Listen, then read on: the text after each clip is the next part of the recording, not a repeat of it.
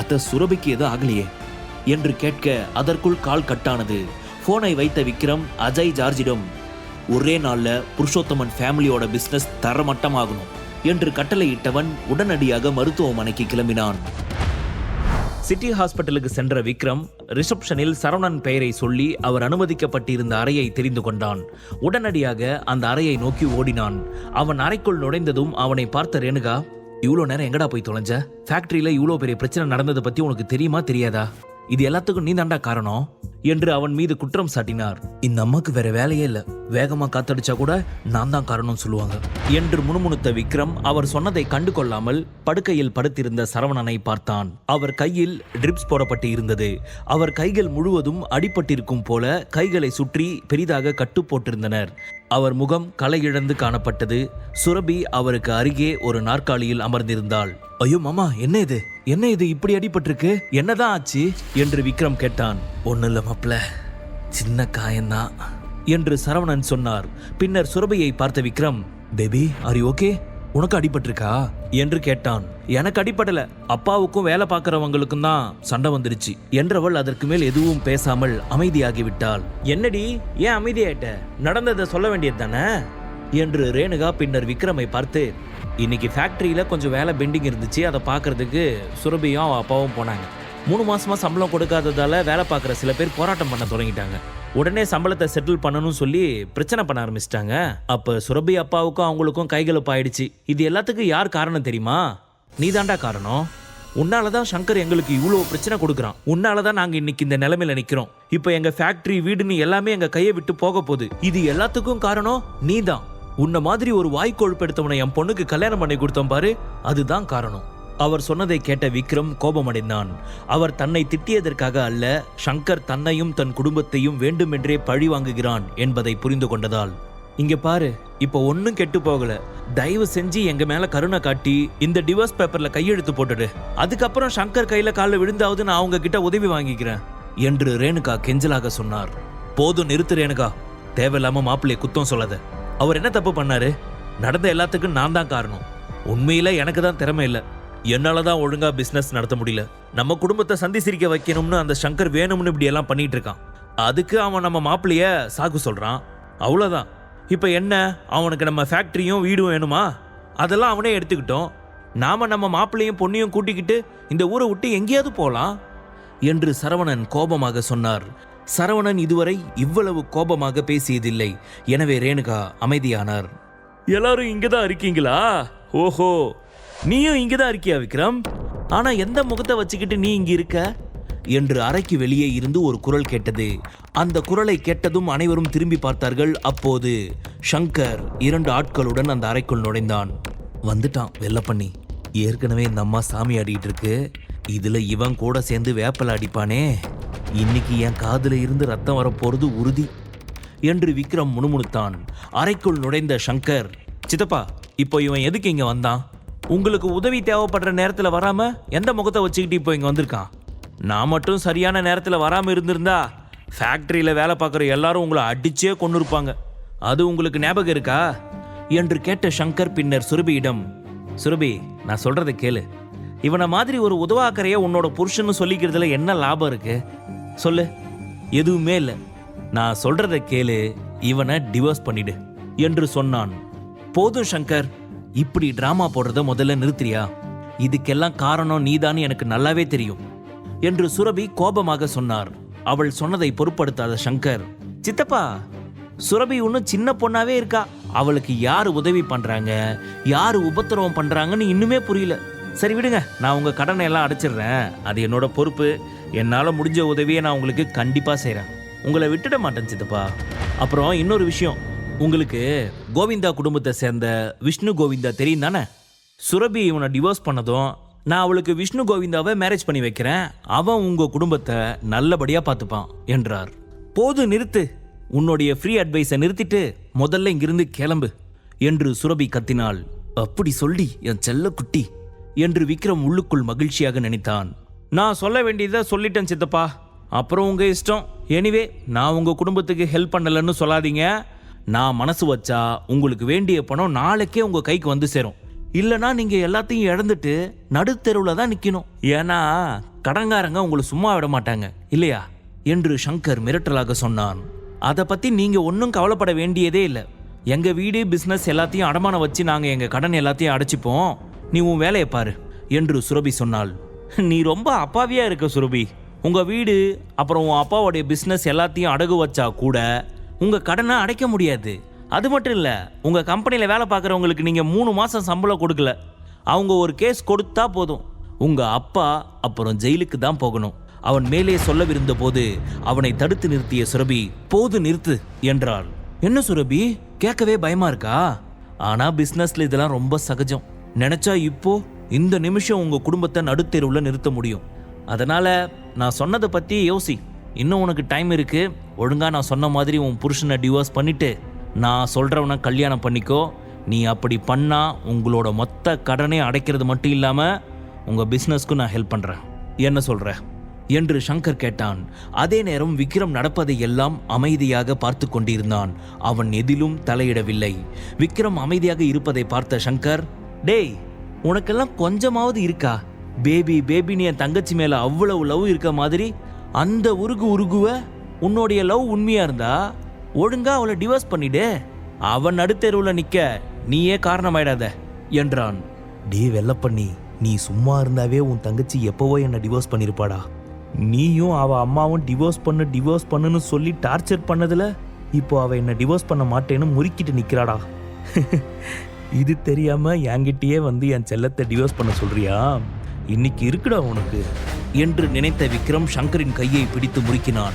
அவன் கையை முறுக்கியதால் சங்கர் வழியில் துடிக்க தொடங்கினான்.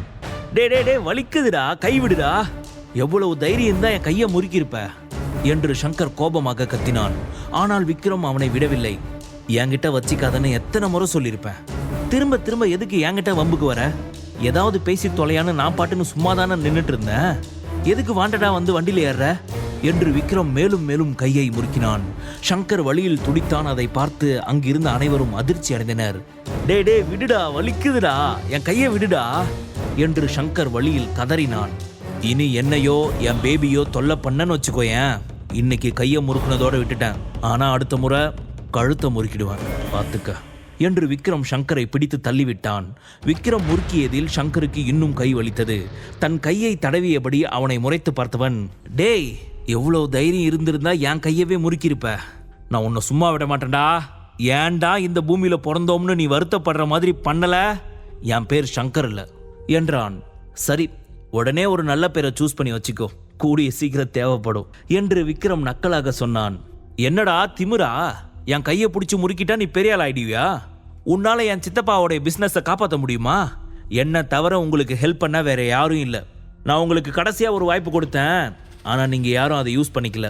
இனி உங்க குடும்பம் அழியறத அந்த கடவுள் கூட காப்பாற்ற முடியாது. இனி காட்டுறண்டா இந்த சங்கர் யாருன்னு என்றவன் அவர்களை திட்டிவிட்டு கோபமாக அங்கிருந்து கிளம்பினான். அவன் சென்றதும், டே டே டேய் ஏன்டா இப்படியெல்லாம் பண்ற? இப்ப எதுக்கு நீ சங்கரோட கையை பிடிச்சி முறுக்குன? ஏற்கனவே அவன் எங்க குடும்பத்தை எப்ப அழிக்கலாம்னு காத்துக்கிட்டு இருக்கான்.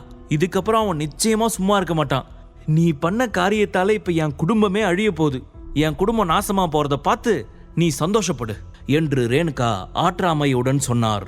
எதுக்காக நீ இப்ப இப்படி பண்ண? சண்டை போடுறதால எந்த பிரச்சனையும் தீராது, புரியுதா?